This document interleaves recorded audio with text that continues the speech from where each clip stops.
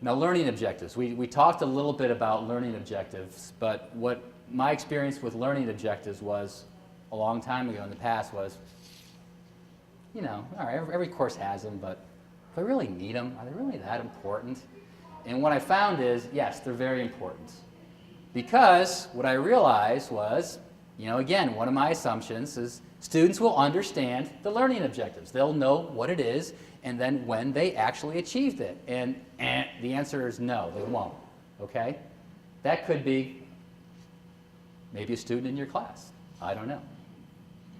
But, you know, I've had students like that where they don't understand something in the course. They don't understand, well, how will I know when I achieve this objective? Or how do I really get an A?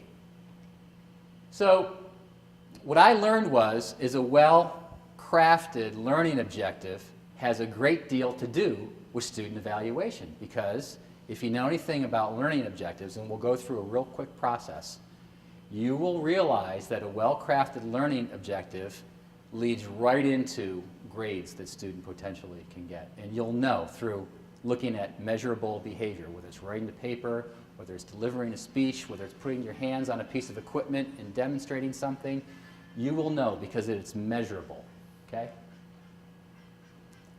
You know, I can write learning objectives. I've done it before, okay? If you have, I'm not asking you to raise your hands, but if you have a learning objective that says the student will understand, okay, that doesn't work. Because one of the premises of a learning objective, a good one, is the behavior has to be measurable. I'm not sure I can look into Doug's eyes and know when he understands something, okay? He might not, okay?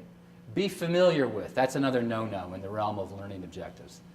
How will you really know when someone is familiar with something? Pretty hard to measure. So, writing objectives, it's as easy as ABC. In this case, ABCD, as you'll see.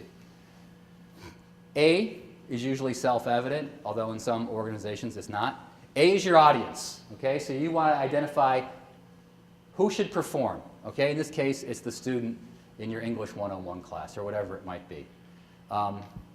In some organizations, that's less clear. That's why they spell it out that way. But B actually is behavior. That is what the learner is to do. It should be measurable, observable behavior, okay? That could include writing a paper, okay? Making a speech, performing a procedure. It should be measurable by it being observable, okay? Now, C is conditions, okay? Will the student have access to any library materials? You know, in the old days, you know, will they have access to a slide rule, or now a calculator, or a personal computer, okay? Will they be doing it in an experimental situation, or will it be a controlled environment? Those are different conditions. So A is audience, B is behavior, C are condition, and then degree is how well, okay? D is degree. How well are they going to do it? Is this thing you're asking them to learn so important that they must do it 100% every time they do it? Is 8 out of 10 okay? Is once in a blue moon every month okay? So that's where you have to decide, okay, how well do I want this student to perform this task? Now, here's a poor instructional objective, okay? If any of you are my age, which, you know, maybe some are, some are not, keyboarding used to be called typewriting, okay? And I remember my mother always told me in high school, I want you to take the typing class. And I was like, I don't want to do that, Mom. And then she always told me, I want you to take the public speaking course. I don't want to do that, Mom. Well, look what I'm doing 20 plus or more years later. I'm teaching online. Mom was right. I didn't listen to her.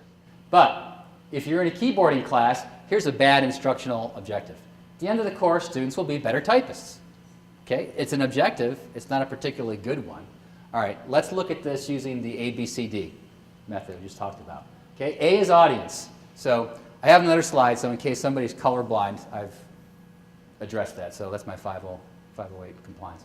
A is audience. So in using a PC with Microsoft Word, okay? That's C, a condition, okay? Students in Keyboarding 101, that's A, the audience, will be able to type 60 words a minute. That's B, behavior, okay? With no more than 3 mistakes. That's D, degree. I describe my audience, I described the behavior, I described the condition, and I described how well I want them to actually perform.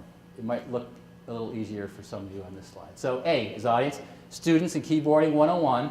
B is the measurable behavior, type 60 words a minute. The condition, using the PC with Microsoft Word software. Degree, 60 words a minute with no more than 3 mistakes. Okay? So that's how easy it is to write a good objective. They're not this mystical type of exercise. They're pretty formulaic, as I just showed you. I mean, if I can do it, anybody can do it. They're really not hard. But what you'll find is, if you draft good learning objectives, you are more than half the way there to student assessment, because you're describing everything and laying everything out that when students go through that task, that exercise, that assignment, you'll be able to have methods that you can look back and measure that within a very short degree.